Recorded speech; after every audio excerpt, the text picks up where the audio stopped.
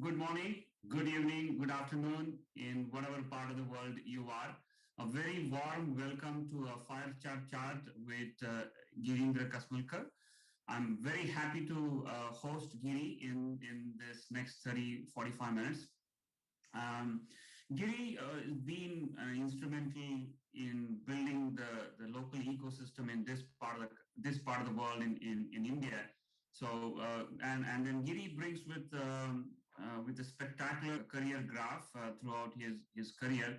So for next 30-40 minutes, we will understand Giri's career graph, how he's been helping the startups, and then how his fund, what he's attempting to build, is helping the early stage startups. And then most importantly, we will also understand from his journey of being a tech entrepreneur by himself. Giri, warm welcome to this five-star chat. Thank you so much, Santosh. It's great to be here. I must thank David, yourself, and the team at the F50 Global Capital event to invite me for this talk here. I'm very pleased to be here. Excellent, Giri. Excellent. We are very glad to have you talking to us, and then I hope and I think there will be a learning for all of us. So prior to getting into a discussion, so I think your career graph or your career itself, it would be a very spectacular knowing you a little bit. So can you walk us through a little round of an introduction so that we know you better?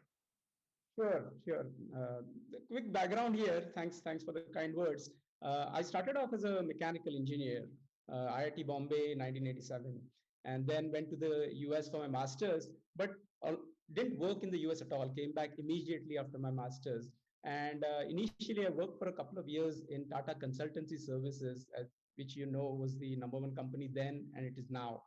And immediately started my entrepreneurial journey almost 30 years back. So initially it was in the CAD-CAM space because of the mechanical engineering background for the initial 5 or 6 years. But then the second venture that I had was in software testing. And we were one of the earliest companies to start a pure play software testing company. And it grew to about 1,000 people before I exited it in 2016. And now I'm in my third inning, which is ideas to impacts. And it is an IT services company, but with a tweak that we are delivering these services from the non-metros of India, not the metros. So that's what we call the logical next step of Indian offshoring. But we also started, incidentally, the first fund out of Pune called Pentathlon Venture Capital Fund. And I will talk about that in the course of this session. To help with the fund, it's a fund plus incubator model. So we have also started the Ideas to Impacts Hub as an incubator. And having gone through all of this journey, I can tell you that the difference of what it was then when I started as an entrepreneur to now when I'm working as a fund and incubator with entrepreneurs, the difference could not be starker. I would definitely point out the differences that happened then and what is happening now.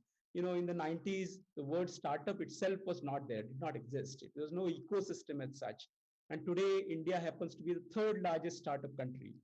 The ecosystem has built quite strongly the support of funds, incubators, corporates, and mentors who have been themselves successful entrepreneurs. That ecosystem has done wonders, really speaking.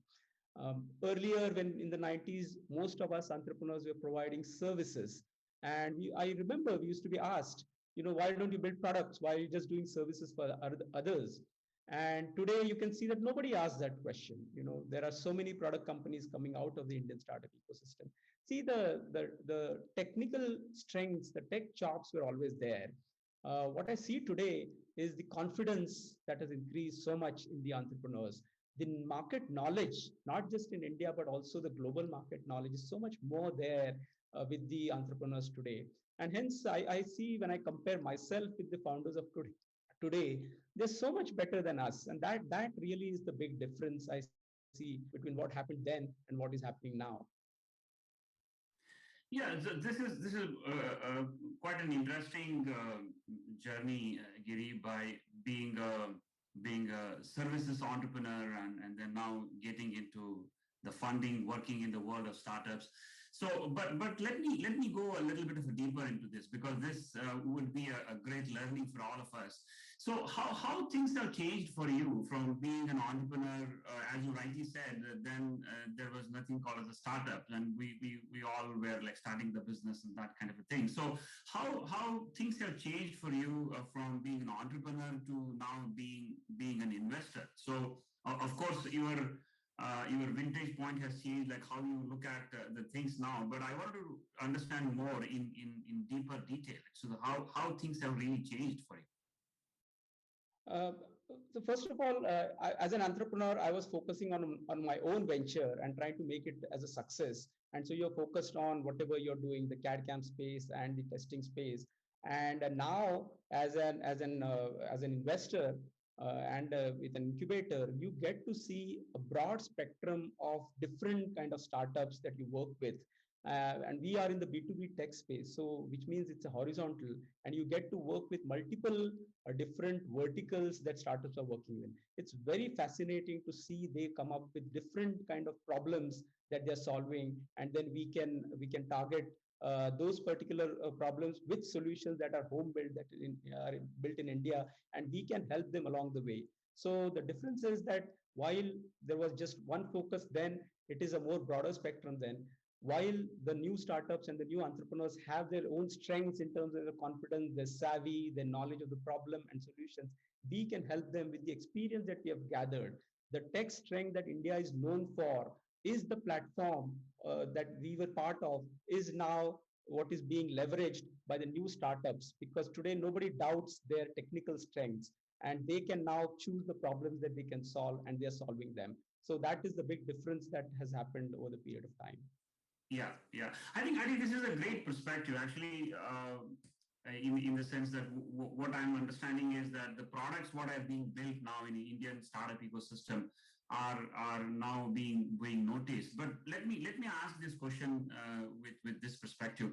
So, how you think the perspective of the world has changed of looking at Indian startups now? I mean, the technology is one part, but I wanted to know your view that how the world, the change in the perspective of the world towards Indian products or tech startups. So your views on that. Sure, Santosh. Certainly that has changed. Initially, as far as startups were concerned, India was providing the services. They were talking about outsourced product development as a space, OPD as we call it. And I know Anand Deshpande, who is one of the pioneers in this space, is talking at this event as well. But even in the startup space, the initial interest in India, when the money started flowing and the startups started growing in India, the focus was on the B2C side. The thinking was that whatever worked in the US would work in the huge consumer market that is India. So you talk about an Amazon there would be a Flipkart in India. You talk about Uber there would be an Ola here. That was the start of the Indian startup ecosystem. And now there is much more breadth and depth. Everybody understands that Indian market is different. It's price conscious, and so we are great at building frugal solutions. So that is a big contribution that India is making to the world. The world is looking at India for those kind of frugal solutions. As one founder told me, it was very interesting. I was asking him, what are your plans to go global? And he responded that yes, he does want to go global, but global does not mean just Europe and US to him. So in fact, he said that the Southeast, the Middle East, the Africa businesses, those practices are much more closer to India. So tech was always there, but this aspect of building frugal solutions is of much value, not just to these regions that he was talking about, but to the entire world. So that's one part of it. The second part, because of the large population and so on, is the data. I mean, with the prevalence of artificial intelligence and machine learning, data has become quite big. And I can tell you that in our own incubator, the Ideas to Impacts Hub, which along with your organization, Santosh Spring Up Capital, we have in fact started a land and expand program for international accelerators, so that startups from India can go land there, startups from there can come land here in India and expand. And we see that the two biggest factors that startups want to come to India for are market and the data. So these are the two big attractions. So that's interesting development. And the third, finally, what I would like to say is today the world is looking at the startups and the entrepreneurs in India themselves. So as you know, many startups move to the US and North America because their customers and investors are in those regions. But today there are countries, many countries, not just US, but also the European countries, for example, they are actually trying to attract Indian startups through their funds and accelerators to set up shops in those countries. So that is a very big change in the perspective that people are looking at the Indian startups. Well, this is a fantastic perspective, Giri. So that really tells all of us, including the audience, that India is the next big opportunity. But now since so many things happening at your Ideas to Impact Hub or in general in India. So what is your perspective that how these early stage startups are contributing to this overall growth story? I mean, of course, you took an example, very successful unicorns in India like Ola or Flipkart. But I want to know your perspective from the early stage startup perspective, like how these early stage startups are contributing to the India growth story. Very much so, very much so. See, I believe role models are very important. You know, in the last decade, we have seen in front of our own eyes all these startups grow to become unicorns. And I talked about a couple of them. But today, the number of unicorns is 50. One of them, Monish Darda, who's out of Pune, is actually speaking at our event today. So that has given a big boost to entrepreneurs. Founding is actually now fashionable, and it was not always so.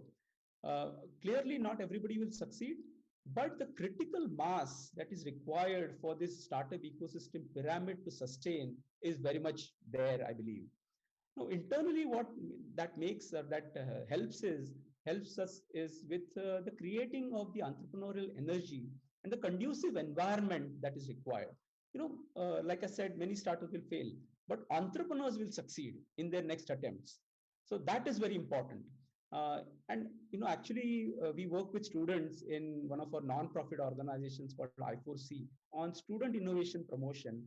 And we tell them the same thing, that even if you're not successful as an entrepreneur, you need to become entrepreneurial, because that is very important for your careers in this coming days and coming years.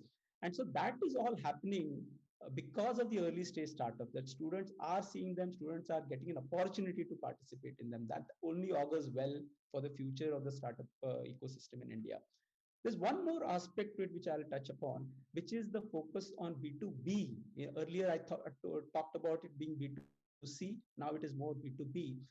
That gives a larger breadth and the newer problems that are being taken up by the startup. So essentially, what is happening is local solutions to these local problems, but then they can go global. At our fund, we definitely look at that. So what happens is this breadth, allows the Indian startup ecosystem to actually contribute to the global startup ecosystem, because of the new problems and new solutions that they're coming up and they are offering to the global ecosystem. So that is a big contribution, not just within India, but also to the global ecosystem at large. Yeah, I think I noted on 2 points here. One is startups will fail, but entrepreneurs will prevail, and I think that is such a powerful message to all of us, because I can pretty much correlate this. Startups might fail, ideas might fail, but by end of the day, the learning, whatever the entrepreneurs will get, that is fantastic. So I think I have noted down or underlined that statement, Giri. The second other point, what you said, is about there are 50 unicorns in India. And so now I think we are reading every day that there are more unicorns in the making. But let me segue to my next question with this note.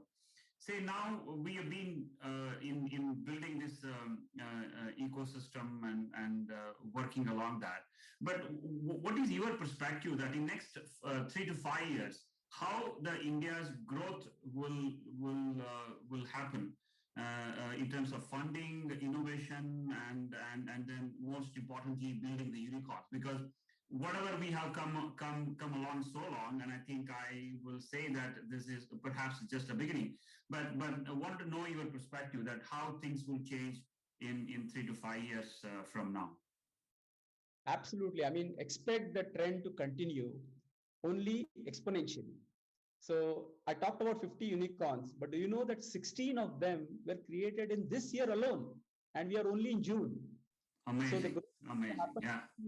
from here, and I do have a perspective on where the next success stories are going to come from. See, India resides outside metros. You know, as we know, the population of India is largely in the non-metros, whereas the funds that were in India only a few years back were concentrated only in Delhi, Mumbai, and Bangalore. So what that does is a huge set of problems remains untouched because you are having people only from these three cities coming, getting the money and building their startups. So that's actually why we started our own pentathlon fund in the city of Pune. And I also mentioned probably our ideas to impacts activity, which is to deliver IT services from the non-metros. In fact, our tagline of ideas to impacts is distributing the future evenly. And this comes from a quote by William Gibson, a famous American Canadian technology writer, that the future is here. It's just not distributed evenly. And that's what we are trying to do through all of our activities. So clearly, I see that the funds and incubators in the tier 3 and tier 4 cities is the next step. See, all these places definitely have the money. They just have been on the sidelines of the startup ecosystem. And one example is even in our own fund, we have got angels from a really small town called Hubli in the state of Karnataka to invest in our fund. So what's going to happen over the next 3-4 years is not only there are going to be new entrepreneurs, there are going to be new investors as well. They are going to be talking about new problems and the new solutions. And here I'm not just focusing on the tech or the for-profit. I'm also including the social entrepreneurship because there is a lot of opportunity there as well. And I myself am mentor in one of the organizations in Pune called Pune International Center, where we actually mentor tribal, rural, and urban entrepreneurs, and a completely different set of problems are being targeted by them. Now, some of you who are listening in from the US, this will ring a bell. This is something that Steve Case of America Online is doing with his Revolution Fund. The tagline of his fund is actually Rise of the Rest. And what they're doing is investing in what they call the flyover states, not the East Coast, not the West Coast, but go to the smaller towns and invest in the startups there. So I read about him after I started our initiative, and I was very thrilled to see the parallel that you have in the US as well. Yeah, so this is brilliant, Giri. This is really brilliant. The idea of looking deeper into the countries and not restrict ourselves with the metros. And I think there will be a talent, as you said. There will be funding, and then there will be ideas around in those areas as well. But again, I want to get a perspective again in the next 3 to 5 years from only from an innovation perspective because. One of the debate actually is that India is not an innovating country, and then there's not too many ideas or something. I mean, as an IT services guy, I've been asked all the time, so why can't you build the product, like as you said in the beginning? But again, I wanted to understand your perspective from how this innovation is happening in next 3 to 5 years, which is fueling per se the growth. Yes, I mean, certainly the virtuous cycle has already started. The success begets success. And for example, in our Pentathlon fund, all the managing partners and almost all the investors are first generation entrepreneurs. So you can see that more and more Indian investor money is coming in, and that is definitely one way the startup ecosystem is developing over the next year. This is going to happen just more and more as you see the things growing exponentially. If there are going to be 50 unicorns in India, there are going to be people who are going to help the ecosystem back with the success that they have got. Now, currently, it's certainly more of angels and earlier stage funds, and hence currently startups have to look for their larger rounds outside India, and that's why they approach the US and the other countries for the next round of funding. Slowly and surely, the larger funds for the bigger rounds are going to come out of India because of this phenomenon that I've talked about. Again, there are hundreds of incubators in India today, but what we will start seeing in the next period of time is vertical focused accelerators. I've already heard of them in the context of retail and industry 4.0. In our own Ideas to Impacts Hub, we are starting the Pune FinTech Hub, for example, focused on in the FinTech world. And so that transition is going to happen, and more focused accelerators are going to happen. Corporates, corporates are a big part of the ecosystem, and clearly now they have no qualms about buying the startup products, which is not always so. Corporates in India were reluctant to do so, but now they're buying the startup products from the Indian startups. They're outsourcing their innovation. They're having their own accelerators, and that's going to be the trend that, as they get more and more involved, they'll probably start their own accelerators as well, and that will be great for the startup ecosystem. The government is a big player. I mean, I talked about student innovation with the I4C company, and we conduct, along with the government, the Smart India Hackathon, which is the largest in the world. 200,000 people or more than that students participate. And I know that Ramanan is talking in this event, and he will talk. He's probably talking about that. But the other thing that India has done very well is the India Stack. And that's a world-leading open API platform for inclusion. And Sanjay Jain, I'm sure, is going to talk about it in his talk as well. So there are a lot of things enabling things that the government is doing. And one thing that will happen more and more, I believe, which will help the startup ecosystem is procurement. If the government starts procuring from startups, and they're already taking steps toward that, that will help. So overall, the ecosystem seems to be very much geared towards the next step of growth for the startup ecosystem in India. That is amazing to know, Giri, because I think, as you rightly said in the beginning, when you started off, there was not much of an ecosystem. And then I think perhaps you might have learned everything by trying and failing, sort of a thing. Even now we have mentors around, the ecosystem around, and then, as you said, there is academia, there is government. So I think it will only fuel the accelerated growth of the startups in India. So I think extremely happy to know that in the sense that how the ecosystem is changing in India, because obviously if there are some good cases, there are some good unicorns where I can go and then learn from them that how their growth has been. I mean, how they scaled up the business, how they scaled up or solved the equation of customer acquisition and customer serving. And I think that would be a great learning for all the entrepreneurs. I think moreover, it's been an inspiration to Santosh, just mentioning the academia, and like I mentioned earlier, the colleges and the universities have also realized that students need to be entrepreneurial and have started startup centers in their own campuses. That is great because students get to work there. So the important thing here is what I've seen as the best practice is not just allowing students to grow their startups in the campus, but inviting successful entrepreneurs in the community to start their offices in the campus, which allows the new students, entrepreneurs to mingle with the successful ones. And that trend I see growing. So it's not just the hackathons, but also the opportunity to work with startups, because ultimately the student community is the feeder to a startup ecosystem, and that is beginning to happen as well. Yeah, that's really awesome. Giri, I know for a fact that you are mentoring some startups, and then you are being a role model to a few of them here in this part of the world. But I wanted to know more that what role you are playing as an individual, or your company is playing, or your ecosystem of like-minded entrepreneurs are playing in building this ecosystem overall in India.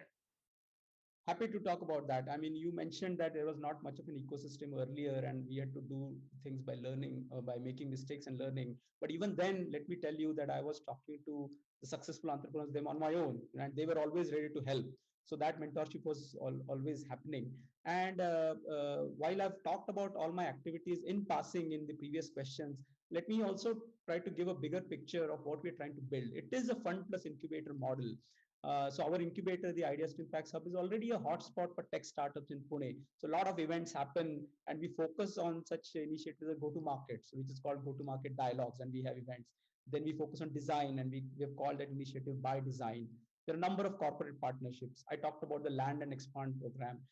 So all of that has created quite a buzz, and in fact helped the fund that we are running. So fund is incidentally oversubscribed, and we've already made 12 investments in the last 1 year or so. So the buzz is definitely there. And in this ecosystem, it's not a very structured process of you do step one, step two, step three, and things happen. A lot of it is serendipity. And so what you need to create is that mix, and then magic happens. So that's what we are trying to do in the startup ecosystem. And allied to that, we are also, as I mentioned, doing the student innovation part through IOC, because that feeds into the startup ecosystem. And then we are doing the social entrepreneurship part as well through PIC, the Pune International Center, because India, as you know, has a lot of problems. And we can definitely benefit if we can focus some of our startup energy on those areas. So that is also something that we are trying to do. So overall, I will just like to say that one is just thrilled to be part of the great story that is unfolding here in India, and certainly looking forward to taking it beyond the borders, not only to similar countries, but to the entire globe. And hopefully that is what we'll be able to achieve in the next few years. This is a fantastic explanation, Giri. I think your excitement of opportunities or your excitement of working with startups, I think it's really started rubbing on me. And I think the key takeaway from this session is how I am trying to look at it is India is the next big thing. There is a lot of innovation happening. There is a maturity curve coming along from the ecosystem support perspective, and then there is a new way of doing the business, looking into the tier 2, tier 3 cities, non-metro cities, and then completely overwhelmed about your initiatives all across building the ecosystem here in this part of the world. So I think it's quite exciting to know your journey, your idea, and your plans in some sense, Giri. And I'm sure the audience would really love to notice that how the early stage startup ecosystem in India is changing, and then that is really fueling the growth towards building more unicorns. I wanted to really thank you for your time this morning, Giri. I really appreciate your views. And then I look forward to work with you in building the great ecosystem here in this part of the world. And thank you so much for your time and your ideas. Thank you so much. It was a pleasure.